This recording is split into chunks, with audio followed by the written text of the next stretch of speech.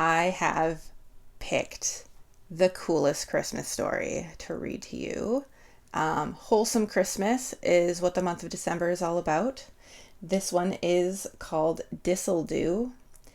Uh-oh, Santa is stuck in Australia, but luckily, with a little help from his friends and a red car called Disseldew, he just might get all the presents safely delivered. When I read that, I could not pass it up. Like, I had to read it to you guys. And also, I don't know if you can see, but like, oops, look at how cute that little koala is. Oh my god. Little koala. This story is written by Jade, Maitre. And I, of course, obviously, I will always link it down below in case you want to check it out, in case you have some littles that you would like to read it to. I feel like I'm going to have to end up reading this to my daughter because she is obsessed with koalas. Santa Claus had a broken sleigh and he was stuck in an outback town in the far north of Australia. He had hit a tree stump and the carriage went flying. Then the reindeers took fright and flew off back home without him. Now he was stuck beneath a gum tree. Luckily, it wasn't Christmas yet. It was only November. He'd only been looking to see what route he would take on Christmas Eve. A koala in a tree looked down at him. "Santa, you must be hot in all those clothes," he said. "In the North Pole, it is cold at Christmas time, but in Australia, it's summer." Santa looked down at his clothes. His furry boots were black and heating up in the sun. The fur trim on his coat was damp with sweat. He did feel very hot. A kookaburra laughed at him. "We really need to find you some board shorts and a t-shirt," he cackled. "And a sleigh," Santa said ruefully, looking at the broken pieces, "and something to drag it with. I don't want the children in Australia to miss out on their presents." A clever dingo was going past at that very moment. "You need something that will manage the dirt roads, all their bumps and holes," he said. "And don't you want to do it all in one night? You'll need to go fast. I think the best thing for you is a car." "A car?" said Santa. He'd never thought of using a car before. "With air conditioning," said the koala. He knew what it was like to have hot fur in summer. Presently, a magpie popped by, who had heard about Santa's predicament. He had borrowed some clothes from a surfer. He had just nipped them off the clothesline. There was a red pair of board shorts, a white t-shirt, and some flip-flop thongs. Thongs are how they call them in Australia. Santa wasn't quite happy with something so boring, though, so he winked his eye, touched his nose, and did a very special kind of Christmas magic. Now the t-shirt had Christmas bells on it and holly on the shoulders. A pair of sunglasses and a big Santa hat also materialized. "That's better," he said, and he put them on and felt much cooler. Oh my god, you guys need to see this, like, bomb-ass Santa. Oh my god, look at him.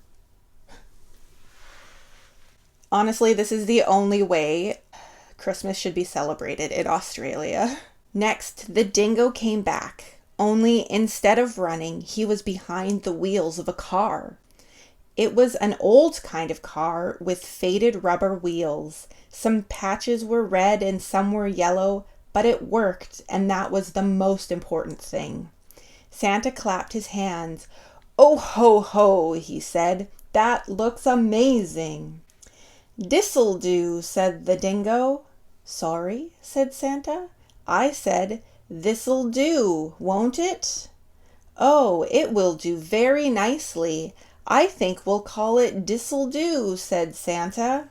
But Koala was frowning. "What's wrong?" said the dingo. "It's not very Christmassy," he said. "What about some decorations, like a tree?" Magpie knew where there was a broken tree, and they went and put its branches on the top of the car.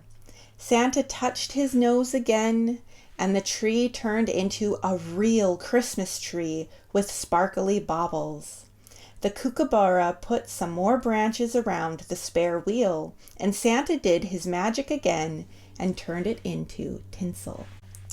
I'm going to show you guys the pictures from some of these just because, like, honestly, look at this story. You guys really need to go check it out, if nothing more, just to see the photos because they're great. "It's perfect," said Santa. "This'll do. You and I are about to have the adventure of a lifetime. Let's map out the route so we know which way to go on Christmas Eve." "Don't you want some company?" said the animals. They didn't think one lonely Santa Claus could find his way through the wide, hot desert by himself. "It's okay," said Santa. And it was okay. He drove around the outback with his little notebook and planned exactly where he would go on Christmas Eve. It all seemed easy enough. At the end, he parked This'll-Do in the car park in Darwin and patted him on the bonnet. "I'll be back on Christmas Eve. See you then, This'll-Do." Santa returned on Christmas Eve morning. He had decided to deliver the presents to Australia in the daytime because in the nighttime it was so hot that nobody could sleep. But in the daytime everyone was swimming in the water holes and he thought no one would see him. But when Santa got back to This'll-Do, he discovered that the rains had come. The roads were very wet and rivers had risen. "It's okay, This'll-Do," he said. Santa was an optimistic sort. "I'm Santa after all. Let's get these presents delivered." But only a short time into the deliveries, This'll-Do hit a patch of bull dust, and beneath it a pointy rock was hiding. It burst one of This'll-Do's tires. This'll-Do couldn't drive with only 3 wheels, and Santa had never changed a tire before in his life. "Oh no, This'll-Do," cried Santa. "What will we do?" Now Santa is, of course, quite magic. And an anxious Santa is something that the natural world finds quite impossible to ignore. So, of course, Santa's friends, Dingo, Koala, Magpie, and Kookaburra, all heard his distress call. In fact, they had been waiting for him to call on them because the Australian desert is big, hot, and wide, and getting stuck there can be dangerous. The Australian outback was one of those places you really, really need good friends for. Santa's friends were there in a flash. They had been having some nice baths in Mataranka while they waited for him.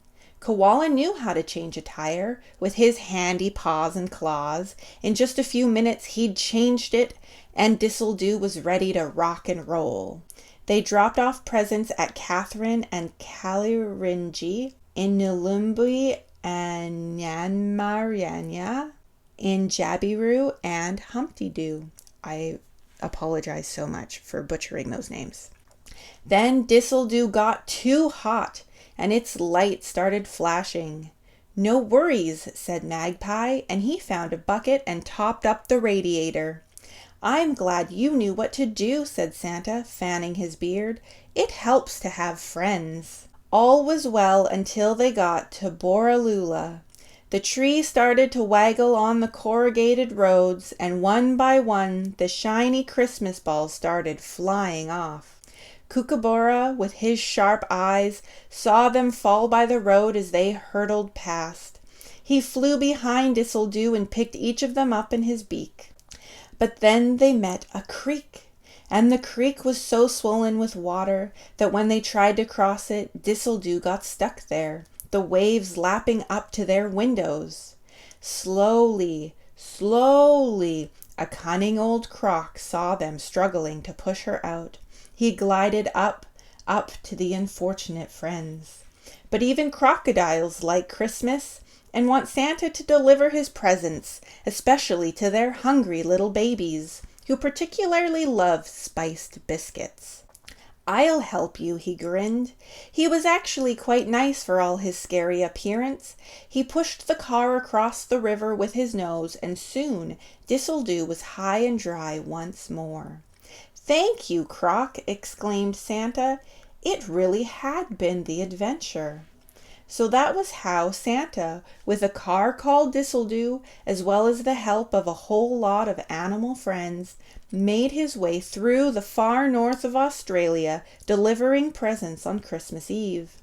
Dingo, koala, magpie, kookaburra, and even croc had had so much fun that Santa asked if they could be his helpers every year. Now, every year, they take Disseldew around Australia delivering presents.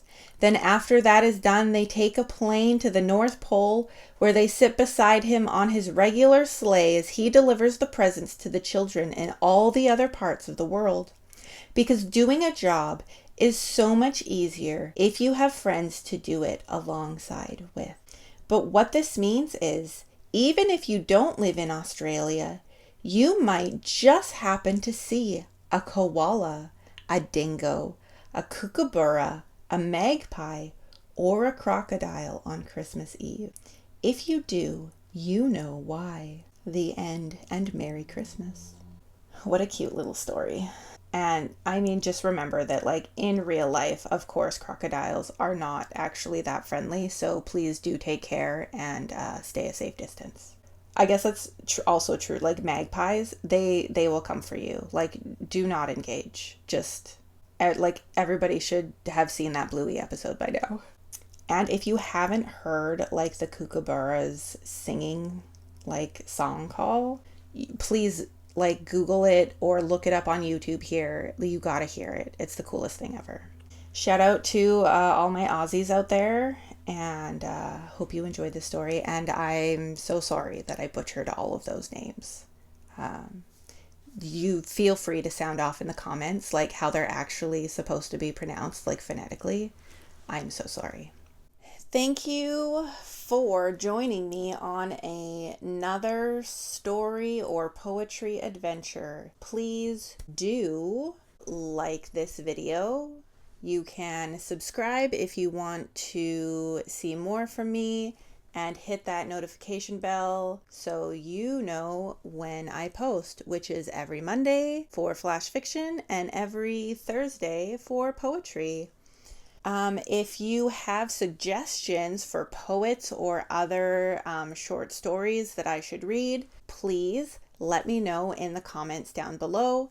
I would love to hear your guys' suggestions. If you want to see what else I do around the internet, you can check out my Linktree. All my socials are there. If you like what I do here and you would like to support me monetarily, I do have a Patreon. My lowest tier is only $1.50 a month. And if you join for at least $5 a month, you get access to my Discord server. And I will see you guys in the next one. Thank you to everyone on my Patreon. Your support means so much to me, and I couldn't do this without you.